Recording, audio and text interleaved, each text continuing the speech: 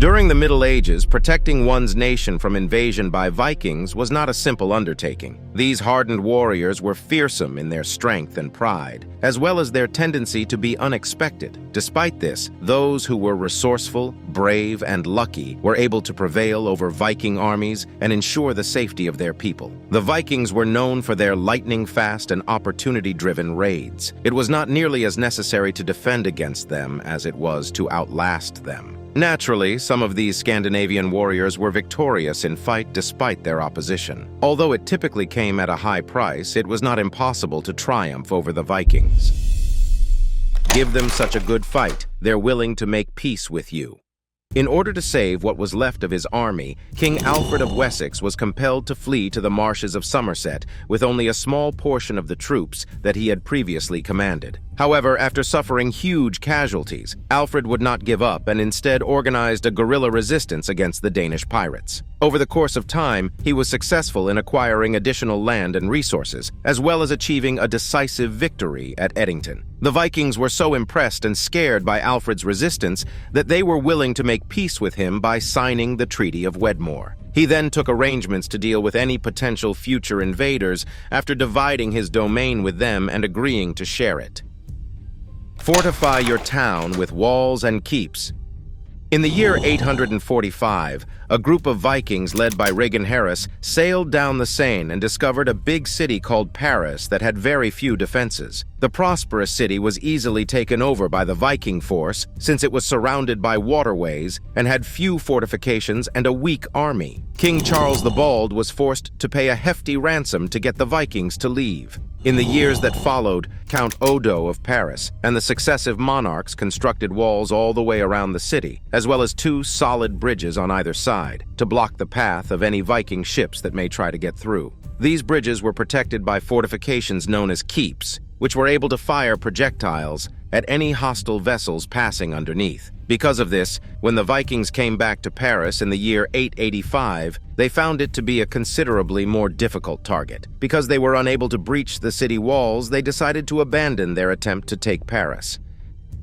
Fight them off with catapults and Greek fire. The Vikings did not confine their raids to just the northern regions of Europe.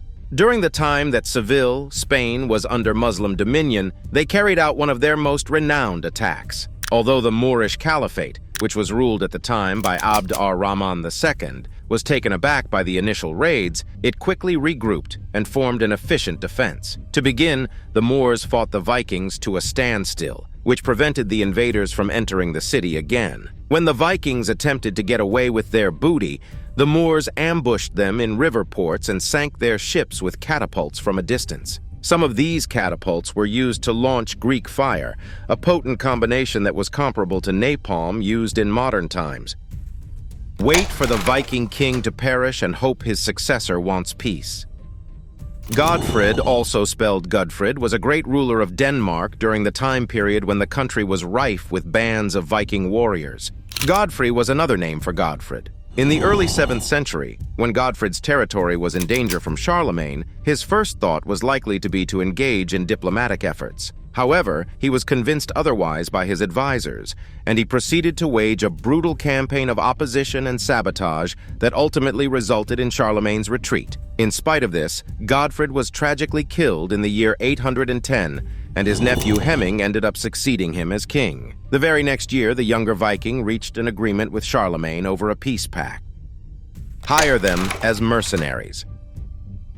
In June of 860, a group of Vikings laid siege to Constantinople, the capital of the Byzantine Empire. This group, who was known as the Rus in Eastern Europe, attacked the city multiple times throughout the 7th and 8th centuries before being ultimately successful in a fight that took place in 941. Despite this, the Rus became known throughout the empire as a terrifying people. When the Byzantine Emperor Basil II was threatened with a rebellion, he hired a fighting force of 6,000 Vikings. These Vikings were given the name varangians to differentiate them from the Rus. After the fight was over, Basil, who was overjoyed with their performance, recruited a large number of varangians to form an elite personal guard. It was reported that he appreciated the fact that their absence of immediate families and unfamiliarity with Greek made them less susceptible to being corrupted.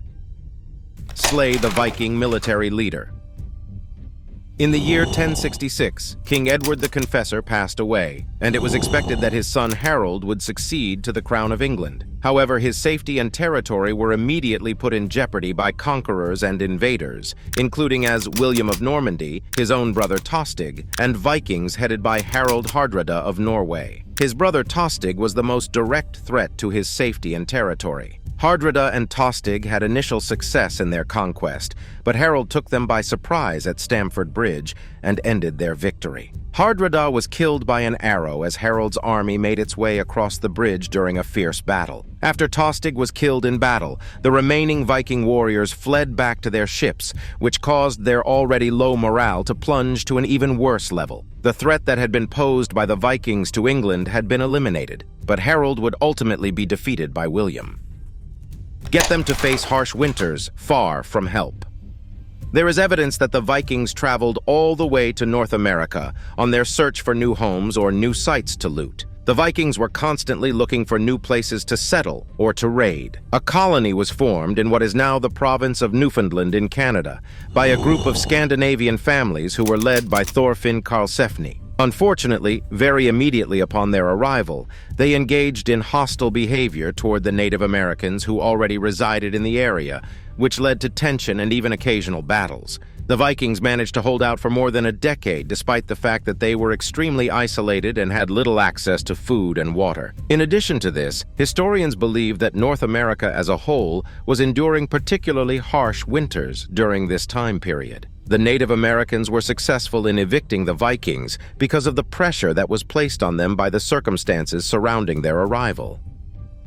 Have such a fractured political system that Vikings can't centralize power.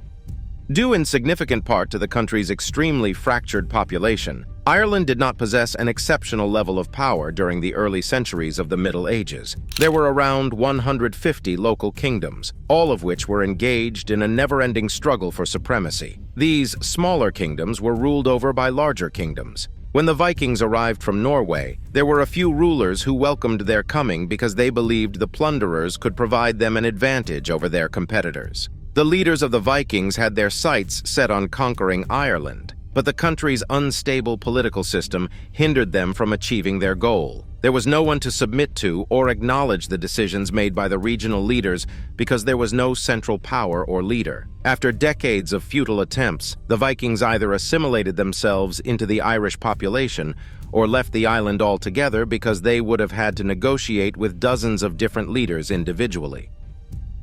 Live far from any rivers or coasts. The vast majority of Viking attacks were motivated by opportunity. They would find their targets by surveying rivers and seaports, looking for wealthy towns that were not well protected and that were accessible by water. The Vikings would then be in a position to launch their attack, secure their booty, and flee by sea before a bigger force of soldiers could arrive. Other Europeans subsequently became aware of this fact and eventually started moving their homes and wealth further inland in order to reduce the likelihood that they would be pillaged. Bribe them to stop. The Vikings were known to be obstinate warriors who rarely surrendered during battle. Nevertheless, if presented with sufficient incentive, they may occasionally be convinced to do so. In both instances of Viking invasions on Paris, the warriors were ultimately persuaded to return home by the promise of a bribe. The first time, the Vikings quickly invaded the city because it was so badly guarded, and they coerced King Charles the Bald into paying a ransom of gold and silver that was so large that it took 2 months to accumulate the necessary resources. When they tried it a second time, Count Odo led a robust defense that was successful in repelling the Viking attack. In exchange for a much smaller reward in silver, they promised to leave and instead wreak havoc on rebels in Burgundy. Hope the weather turns bad, so their ships sink. In the year 794, a band of Vikings sailed their longboats up the River Tyne in England with the intention of attacking St. Paul's Church in Jarrow. It was weakly protected, making it an easy target for opportunistic pillagers, as was the case with many monasteries and religious towns. In spite of the fact that the Vikings started off the campaign with a lot of success, their leader ended up getting killed in a battle with the local soldiers. Even after they had departed, 2 ships were unable to weather the tremendous storm and went down, forcing the survivors to swim to shore. They were nearly powerless when they came, and the villagers from whom they had just stolen killed them as soon as they arrived. We hope you like this video, subscribe to the channel if you're a history addict, and please let us know about what civilization or time period we should talk about. Also, watch another video here.